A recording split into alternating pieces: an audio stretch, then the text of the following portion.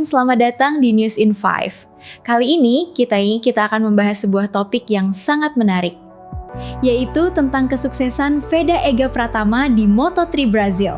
Ya, berikut pembahasannya.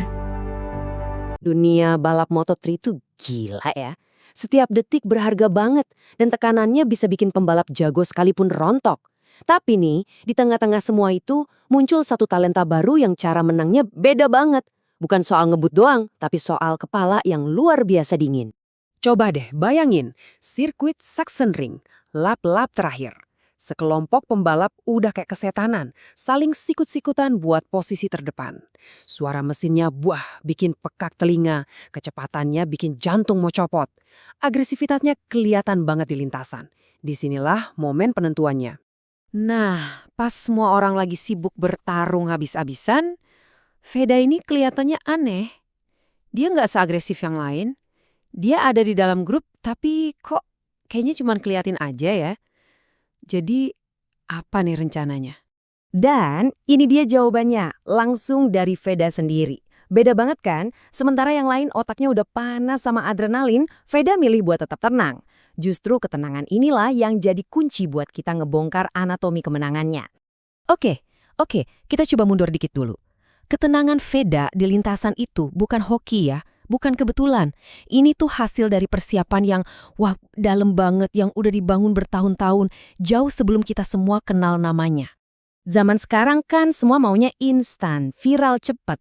Nah, ceritanya Veda ini kebalikannya. Dia itu contoh nyata dari apa yang disebut delayed gratification, atau kepuasan yang ditunda. Ini bukan soal jadi terkenal dalam semalam, tapi tentang proses membangun skill lewat kerja keras yang konsisten dan seringkali, ya nggak ada yang lihat. Dan ini nih buktinya. Perjalanannya itu jelas banget. Dari juara nasional pas masih umur 10 tahun. Bayangin. Terus, menang di Red Bull Rookies Cup yang super prestisius. Sampai akhirnya, podium di kelas dunia Moto3. Setiap titik di perjalanan ini nunjukin dedikasi yang gak main-main. Dan ini bukan kata kita loh, dengerin deh kata seorang pakar, Matteo Guarinoni. Dia bilang, selama hampir 20 tahun pengalamannya, cuma Veda yang benar-benar ngikutin jalur latihan sesuai standar global, lengkap dan konsisten. Ini validasi yang kuat banget, yang nunjukin kalau disiplin Veda itu emang beda level. Oke, sekarang kita balik lagi ke sirkuit. Gimana caranya disiplin yang udah dibangun bertahun-tahun itu dipakai pas balapan? Kita bakal bedah taktik cerdas yang Veda pakai buat menang. Kemenangan Veda di Sachsenring itu, itu kayak nonton sebuah masterclass dalam manajemen balapan. Dia membuktikan kalau buat menang, kamu nggak harus selalu jadi yang paling kenceng di setiap lap. Kadang, kemenangan itu datangnya dari otak, bukan cuma dari putaran gas. Jadi, gimana sih strateginya? Gini nih, pertama, dia biarin aja tekanan awal. Dia santai di grup depan. Kedua, dia biarin pembalap lain bakar ban duluan, saling salip sampai capek.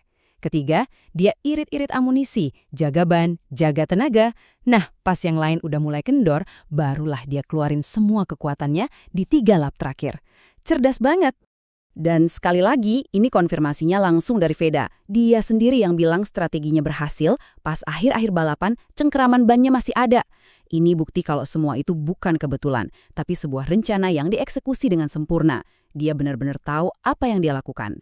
Tapi, seorang juara itu kan nggak cuma dibentuk di atas motor ya. Kekuatan mental, integritas, semua itu ditempa di luar sirkuit. Dan ini perannya sama pentingnya. Nah, momen ini keren banget. Di tengah euforia kemenangan, di mana tekanan buat ngikutin tradisi itu gede banget, Veda nunjukin karakter yang luar biasa.